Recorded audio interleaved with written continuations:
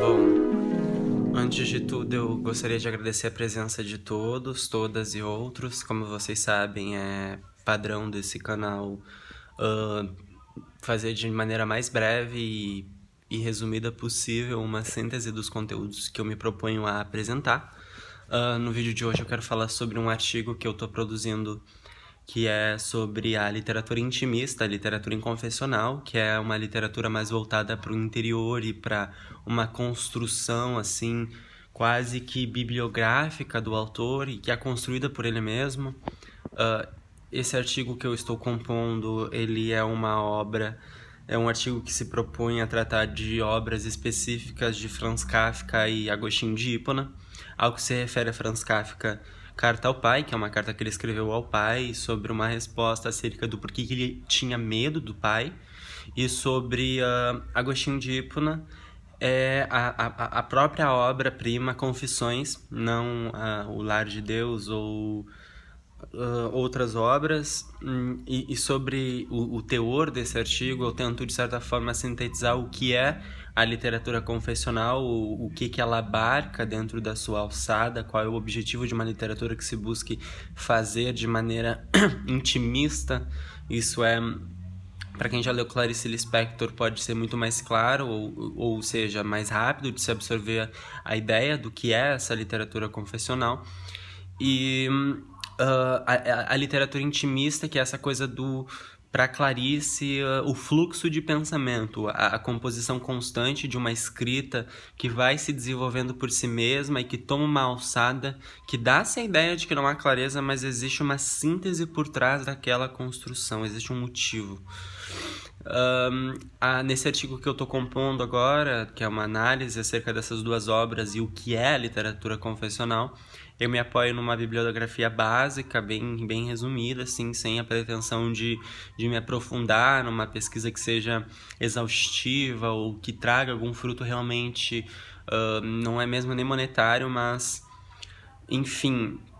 A gente tem Franz Kafka, que é um escritor, eu sempre penso tcheco, às vezes eu digo que ele é alemão, e aí eu fico indo nessa alçada assim, que escreveu uma obra-prima conhecida na literatura mundial, que é Metamorfose, que é aquele livro que o cara acorda como uma barata, com a família. Lá mesmo a gente já tem algumas nuances desse caráter intimista sobre o papel do personagem que é o pai. A gente tem o livro do africano Agostinho de Hipona, que é o Santo Agostinho, do século IV, um dos primeiros assim da patrística a iniciarem a filosofia cristã.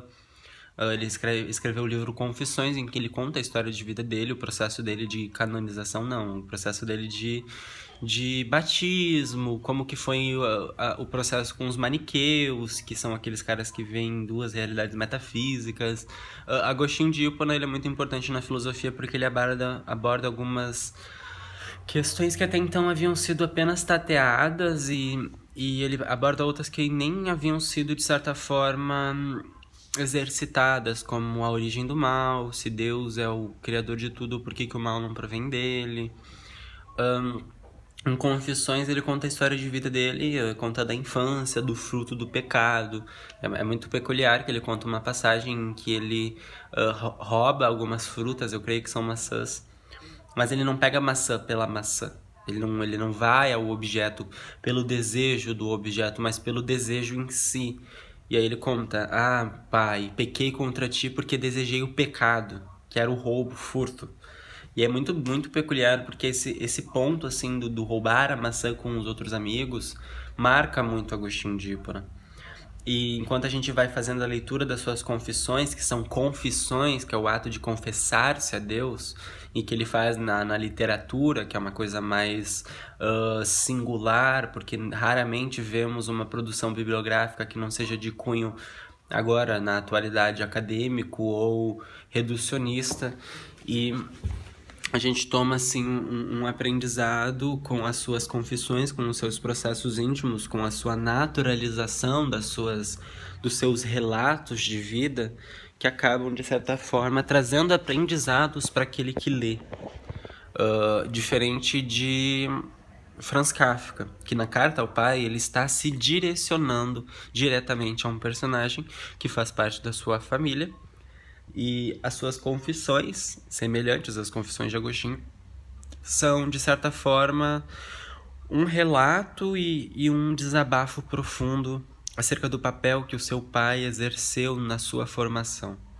O pai de Franz Kafka, por sua singularidade, haja justificativas, ele foi muito severo na criação do Franz.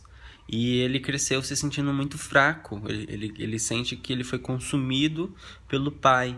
Há uma anedota, há um momento na obra em que ele acorda assustado e o pai pega ele, coloca na frente de casa e tranca a porta e deixa ele lá na rua. Ele conta que isso, a partir dali, foi quando ele começou a enfraquecer, porque a vida dele até então tornou-se esse ato constante de lutar contra essa impotência paterna e tentar tornar-se cada vez mais inteiro.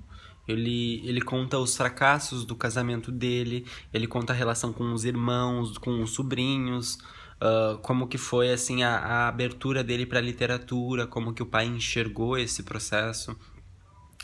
E é muito singular porque é uma vida que é posta na literatura confessional, nessa literatura intimista, que apesar de parecerem a mesma coisa, possuem singularidades. Há como ser intimista sem confessar nada, e há como confessar coisas sem ser intimistas.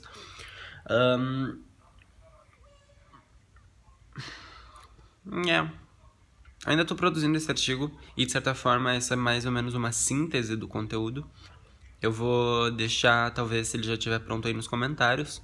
Se vocês tiverem alguma sugestão de assunto, algum objetivo a tratar, alguma coisa a trabalhar e quiserem que eu me envolva, meu Instagram também está aí embaixo. Eu sou de fácil acesso. Acredito que não é necessário que haja demagogia. Cada pessoa possui uma singularidade. Sêneca já dizia: certifica-te de que és um fator de soma na vida daqueles de quem participa, para que não sejamos apenas mais um no caminho da vida. O nosso processo de transformação e de aprendizado, ele é constante, ele não é momentâneo, ele não é imediato. Pode ser que vocês não tenham entendido o que eu disse, pode ser que tenha parecido confuso, mas é necessário uma alçada com uma força de vontade para desenvolver todos esses assuntos, e muitas das vezes, depois de todo esse processo, ele acaba sendo apenas superficial, acaba sendo apenas tateado. Então, eu peço a gentileza que vocês deixem um comentário ou que expressem a vossa consideração, sabendo que sou um ser humano e que possuo sentimentos à parte. Enfim, eu desejo tudo de bom, passar bem.